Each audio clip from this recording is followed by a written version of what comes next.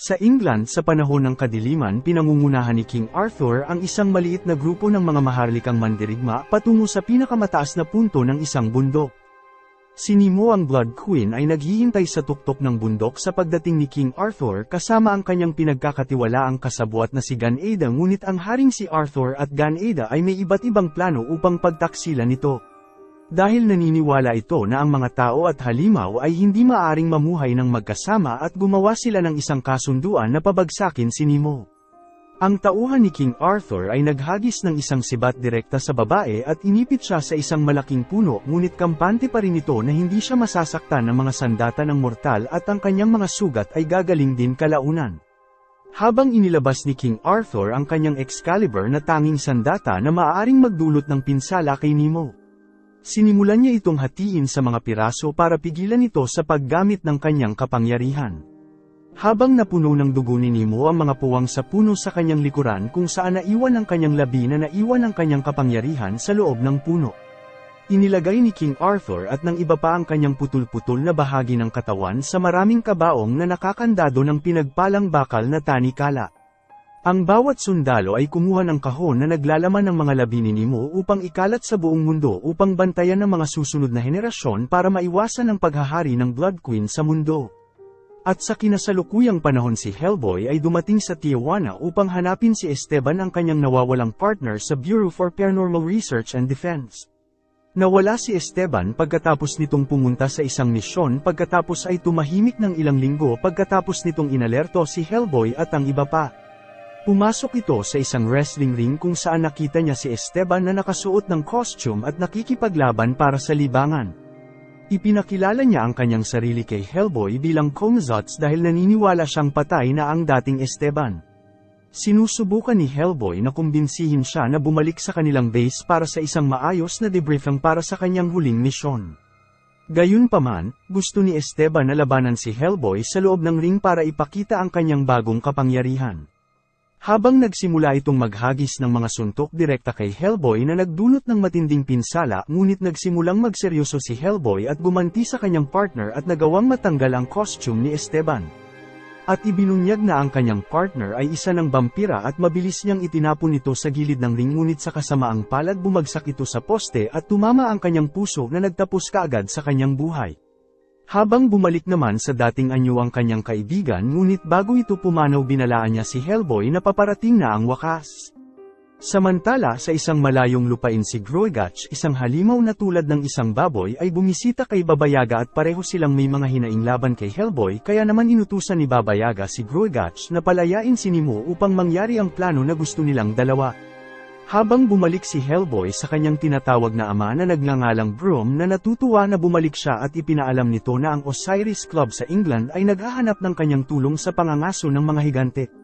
At sa kinagabihan dumating si Hellboy sa Osiris Club kung saan siya ay tinanggap ni Adam kasama ng iba pang miyembro ng club. Lahat sila ay nabighani sa presensya ni Hellboy at pagkaraan ng ilang oras sinalubong sila ni Lady Hatten sa bulwagan ng Osiris kung saan nakikipag-usap ang mga miyembro ng club kay Hellboy. Ipinaliwanag ng babae ang pinagmulan ni Hellboy na tinangka ni Rasputin na maglipat ng isang bagay mula sa ibang dimensyon upang magamit bilang sandata noong ika-2 digmaan pandaigdig sa tulong ng mga tauhan nito. At sa kabutihang palad si Lobster Johnson na isang kilalang Nazi hunter ay pumasok sa lugar at pumatay ng maraming Nazi at tumulong sa Bureau for Paranormal Research and Defense sa paghanap sa lokasyon. Samantala si Broom ay naatasan na tapusin ang lahat ng lalabas sa gateway ng Nazi, ngunit sa halip pagkatapos na makita nito ang bagong silang na Hellboy nagpa siya itong ampunin siya. At sa kinaumagahan si Hellboy kasama ang Osiris Club ay inihanda ang kanilang pinahusay na sibat na pinapagana ng isang kuryente habang sumakay sila sa kabayo at pumunta sa lugar ng higante. Ngunit pagdating nila sa dulo ng tulay sinimulan nila ang pagtapos kay Hellboy at sinubukan siyang tapusin gamit ang mga dekuryente na sibat. At matapos na magtamo ng ilang saksak nagtagumpay si Hellboy na ipagtanggol ang kanyang sarili, ngunit nagawa din siyang ma-corner at kuryentihin ang mga ito sa ilog na nagpahina sa kanyang depensa. At sa kabutihang palad bago patapusin si Hellboy lumitaw ang mga higante at nagawang tapusin ang pinuno ng club. Habang nagising si Hellboy at nakita na pinagpipistahan ang katawan ng mga tao habang nagawa nitong tapusin ang trabaho at inatake ang mga higante. At habang pinatalsik ito ng higante nagawa pa rin itong putulin ang kanilang mga paa at tinapos ang mga ito gamit lamang ang mga puno at kanilang sariling sandata. Ngunit pagkatapos ng laban nakatulog si Hellboy at nakakita ng isang van na may maraming tao na naghatid sa kanya sa isang ligtas na lugar. At sa mga oras na magising ito mula sa pagkawala ng malay iniligtas siya ng isang kakilala niya na nagngangalang Alice na may kakayahang marinig ang mga boses ng patay. At upang tiyakin na ligtas si Hellboy nagpadala si Broom ng maraming sundalo upang pumasok sa tirahan ni Alice at nagreklamo si Hellboy kay Broom tungkol sa pagtatangka ng Osiris Club na patayin siya. Naalarma si Broom sa katotohanang si Nemo ay buhay sa isang lugar at ang kanyang huling bahagi ng katawan ay nasa punong tanggapan ng Osiris Club. Samantala dumating ang isang ahente mula sa M11 na nagngangalang Daniel na nakikipagtulungan sa BPRD para talunin si Nemo at ipinakilala ni Broom kay Hellboy at inatasan sila ni Broom na isama si Alice sa kanila para sa karagdagang tulong. At bago umalis binigay ni Broom ang isang bag kung saan naglalaman ito ng bagong armas na magagamit ni Hellboy upang lumaban. At matapos ang ilang oras dumating ang grupo sa headquarters ng Osiris at mabilis na pansin ang mga dugo at putol-putol na katawan sa buong paligid kung saan walang awang tinapos ang mga ito. Habang nakarinig si Alice ng maraming boses ng mga multo sa loob ng gusali kung saan nagmadali ang mga ito at ginabayan si Hellboy at ang iba pa. Hinawakan ni Alice ang ulo ni Lady Hatten nang matuklasan nila ang kanyang katawan at nagawa nilang makausap ang multo nito sa pamamagitan ng bibig ni Alice.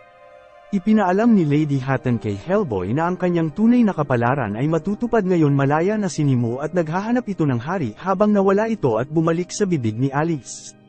Habang nakaengkwentro ni Hellboy si Groigach at dala nito ang huling piraso ni Nemo mabilis itong hinabol ni Hellboy ngunit nakatakas ito pagkatapos ni Nemo lumikha ng isang liwanag.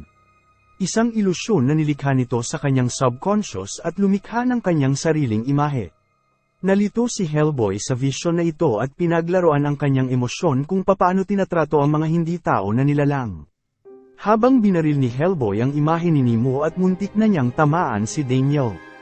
At matapos ang inkwentro ipinaliwanag ni Hellboy kila Daniel kung papaano nito nakilala si Groigach at sinabi na noong sanggol pa si Alice kinuha ito ng mga fairy at pinalitan siya ng changeling.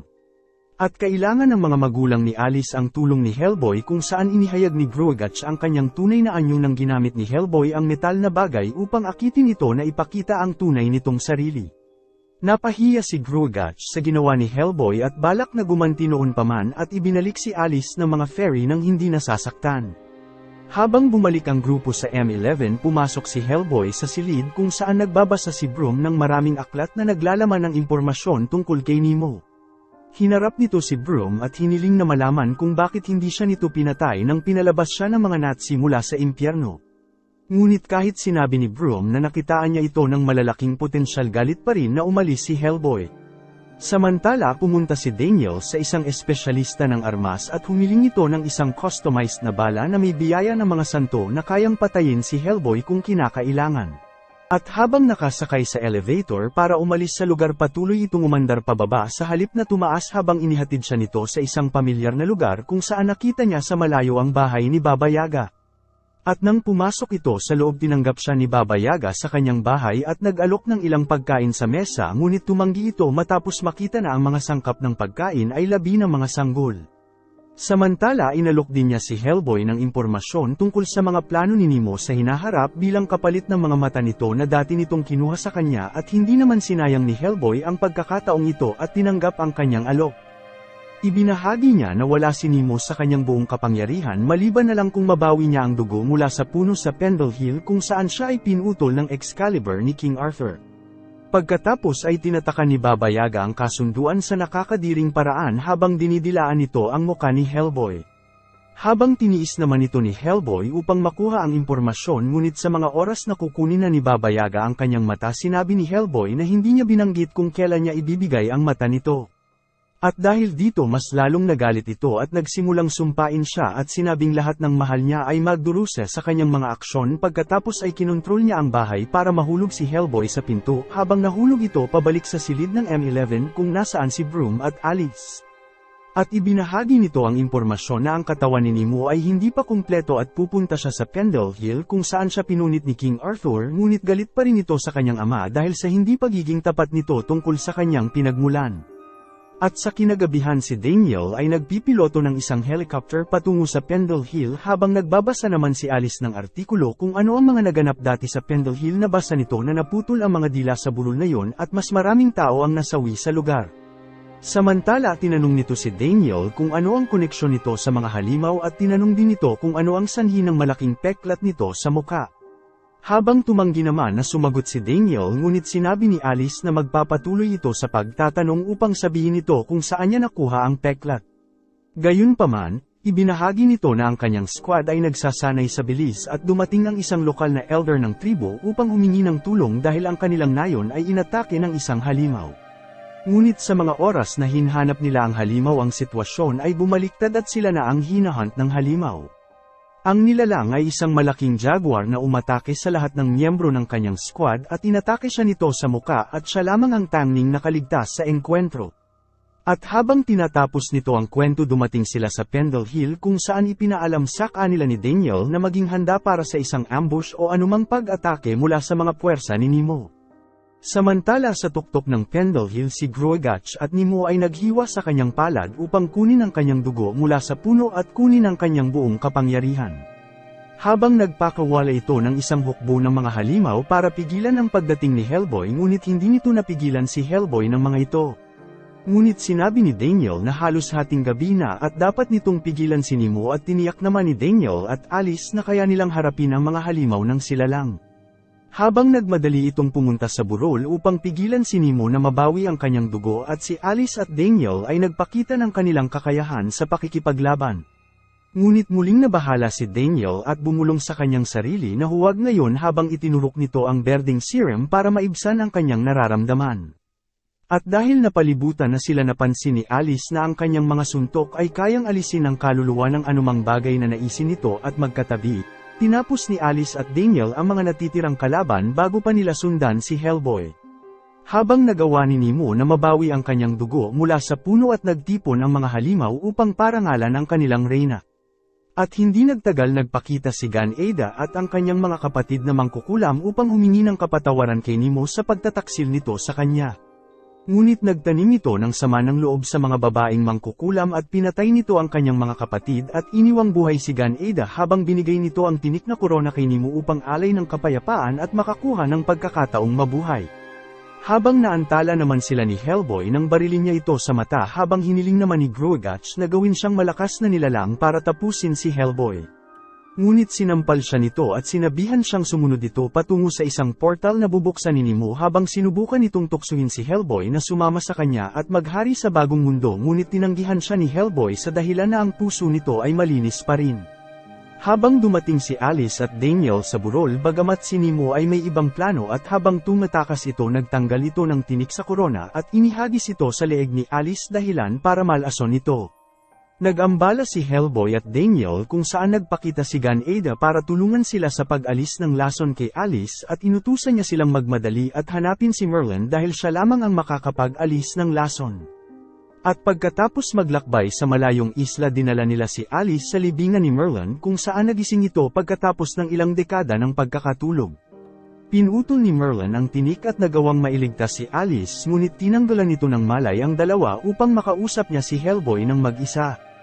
Ipinaliwanag niya kay Hellboy ang kanyang tunay na pinagmulan, na ang kanyang ina ay isang tao at siya ay direktang kadugo ni King Arthur at ang Excalibur, at si Hellboy lamang ang makakatalo kay Nemo. Ginamit ni Merlin ang kanyang huling patak ng buhay para ipakita ang espada, ngunit nang hawakan ito ni Hellboy para kunin ito.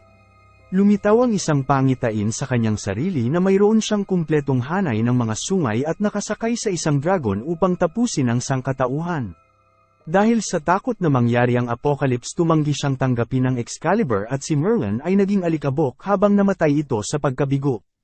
Samantala natanggap ni Broom ang balita na si Nemo ay nagdudulot ng isang gulo sa buong England at ibinalita ni Broom sa kanyang mga tauhan kung ano ang kanilang kinakaharap habang hinihintay nito ang pagdating ni Hellboy at ng iba pa upang tumulong na pigilan si Nemo. Habang dumating si Nemo sa M11 kung saan siya nagdulot ng kaguluhan at nag-set up ng bitag para kay Hellboy. At habang nasa isla nabawi ni Alice at Daniel ang kanilang malay, tinanong ni Daniel kung ano ang nangyari at sinabi ni Hellboy sa kanila na tila siya ang huling inapo ni King Arthur na maaaring gumamit ng Excalibur. Sinabi din niya na hindi niya kinuha ang espada dahil siya ang magiging sanhi ng katapusan ng mundo pagkatapos niyang wakasan si Nemo, habang sinabi naman sa kanya ni Daniel na sinalakay ni Nemo ang BFPRD. At pagdating nila sa M11, nagkalat ang bangkay sa buong lugar at habang malapit nang masiraan si Hellboy, tiniyak sa kanya ni Alice na hindi pa patay ang kanyang ama dahil hindi pa nito nararamdaman ang kanyang kaluluwa. Habang narinig nila ang isang balita kung saan ang reporter ay nasa labas ng St. Paul Cathedral at matinding binabantayan ng mga pulis dahil may hindi kilalang salarin sa loob. Mabilis na nagmaneho si Daniel patungo sa lugar para imbestigahan ang nangyayari habang malugod silang tinanggap ng isang malaking Gruagach kung saan buong lakas siyang pinukaw ni Hellboy. Habang nagmadali itong i-headbutt si Hellboy at nataman niya ang isang poste kung saan nagdulot ito ng isang puwersa para mahulog ang mga haligi ng katedral. Habang natrap naman si Daniel at Alice sa malaking debris at sa hindi kalayuan, si Hellboy ay tinatalo ni Gruagach. Pagkatapos ay pinag-isipan ni Daniel kung dapat niyang gamitin ang berdeng serum, ngunit sa halip ay itinapon niya ito. Habang napansin ni Alice na ang kamay ni Daniel ay nanginginig at lumabas ang mga spar sa kanyang mukha at katawan. Pagkatapos ay nag-mutate ito sa kanyang anyong Jaguar at sumali sa laban kay Gruagach habang hinarap ulit ni Hellboy ang kalaban, ngunit kahit pa sa tulong ni Daniel. Si Gruagach ay may sapat na lakas at kapangyarihan upang labanan silang dalawa ng sabay, at nang tatapusin na ni Gruagach si Hellboy, lumitaw si Nemo at sinabi sa kanya na hindi na niya ito kailangan. At ginamit nito ang kanyang kapangyarihan para paliitin siya hanggang sa sumabog ito. Habang patuloy nitong tinutukso si Hellboy at sinasabing pareho sila ng uri at dapat nilang pamunuan ang bagong mundo ng magkasama. Ngunit sa mga sandaling tanggihan niya ang alok, ginamit ni Nemo ang kanyang kapangyarihan upang buhatin si Hellboy at ibinagsak siya nito kung nasaan ang libingan ni King Arthur. At sa tabi ng puntod ay ang Excalibur na nakatago sa ilalim ng sahig ng katedral na puno ng mga sapot. Habang pinukaw ni Nemo si Hellboy na kunin ang espada para patayin siya at tuparin ang kanyang kapalaran at tapusin ang sangkatauhan. Hindi sumuko si Hellboy, ngunit may iba pang plano si Nemo at ginamit nito ang kanyang kapangyarihan para kaladkarin si Broom mula sa kanya upang tapusin ito sa harap ni Hellboy. Habang sinasabi nito kung paano nailigtas ni Hellboy ang kanyang ama kung kinuha lang nito ang Excalibur at pamunuan ng mundo, at ang pareho nilang ama ay mahihiya kapag nakita ang sitwasyon nila. Na mas lalong ikinagalit ni Hellboy kung saan kinuha nito ang Excalibur mula sa pedestal habang na-activate ng espada ang mga nakatagong kapangyarihan ni Hellboy na binigyan siya ng nagniningas na korona at nilalamon ng walang katapusang apoy. At habang papalabas ito isang portal patungo sa impyerno sa ilalim ng London ang lumitaw at tinapos nito ang mga sibilyan. Habang inihanda ni Daniel ang sandata na maaaring pumatay kay Hellboy, at sa labas isang malaking demonyo ang sumisira sa lugar at dumudurog sa mga tao sa paglabas ng mga halimaw mula sa impyerno. Ngunit sa hindi kalayuan pumasok si Alice sa puntod upang hayaang makausap si Broom na makausap ang kanyang anak bago pa ito tuluyang mawalan ng kontrol sa kanyang sarili. Samantala, hinahangaan ni Nemo ang demonyong hitsura ni Hellboy at nag-alok na maging kanyang reyna, at pagkatapos ay nagsalita si Broom gamit ang kapangyarihan ni Alice at tiniyak kay Hellboy na mahal siya nito at hinamon na tuparin nito ang kanyang inaasahan mula sa anak. Naniniwala siya sa kanyang dalisay na puso at hindi ibibigay ang kapangyarihan ng kanyang tunay na ama sa mga mapanlinlang na salita ni Nemo, at nagawa mabawi ang sarili matapos nitong marinig si Broom. Pinugutan ni Hellboy si Nemo na pumatay din sa lahat ng demonyo at ibinalik sila sa impyerno, at bago pa magsara ang mga pintuan sa impyerno, hinawakan nito ang ulo ni Nemo at itinapon ito upang pigilan itong bumalik muli. Hindi man matanggap ni Hellboy na wala na ang kanyang ama, ngunit si Broom ay naniniwala sa kanya at natutuwa ito na kinuha niya si Hellboy sa halip na tapusin ito. At matapos na ibigay ang kanyang huling salita ang kanyang kaluluwa, ay nagpahinga na at muling bumalik sa kontrol si Alice. Nagtapos ang pelikula pagkaraan ng 6 na buwan kung saan ang tatlo ay nasa Siberia upang labanan ang Atlantis Society, at pagkatapos tapusin ang mga ito, natuklasan nila ang isang tangke ni Abe Sapien. Salamat sa panunood. Kung nagustuhan mo ito, huwag kakalimutan mag-like at subscribe para sa mga susunod pa nating movie recap.